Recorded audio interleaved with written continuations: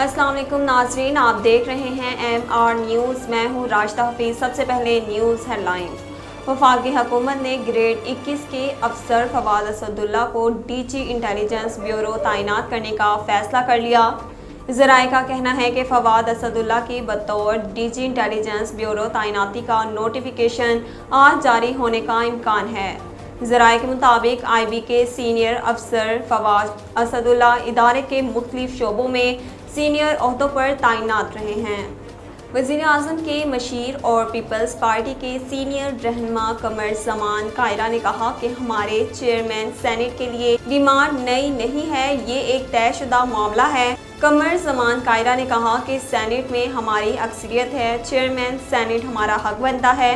उन्होंने मज़ीद कहा, पीपल्स पार्टी ने अपने हिस्से से ज़ायद का मुतालबा नहीं किया।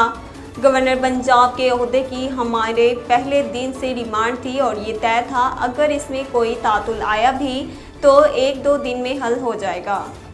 आलमी मालियाती फ़ंड ने वर्ल्ड इकनॉमिक आउटलुक रिपोर्ट जारी कर दी। IMF की वर्ल्ड इकनॉमिक आउटलुक रिपोर्ट में पाकिस्तान में इस साल मौशी तरक्की, महंगाई और करंट अकाउंट खसारे के अहदाफ पूरे न होने की पेशगोई की गई है। रिपोर्ट के मुताबिक पाकिस्तान में इस साल महंगाई 11.2% की डबल डिजिट में रहने का इम्कान है, जबकि हुकूमत ने औसत महंगाई का सालाना हदफ 8% मुकर्रर किया था। वफाकी वज़ीर बराए इत्तलात की जानिब से वज़ीर आज़म हाउस के अलावा किसी भी और जगह को कैंप ऑफिस डिक्लेयर करने की खबरों को बेबुनियाद करार दे दिया गया।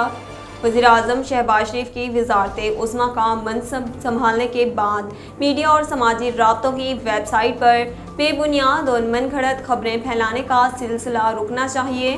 उन्होंने कहा कि वज़ीर आज़म हाउस के अलावा किसी और जगह को कैंप ऑफिस डिक्लेयर करने की खबरें बेबुनियाद और झूठ का पलंदा है।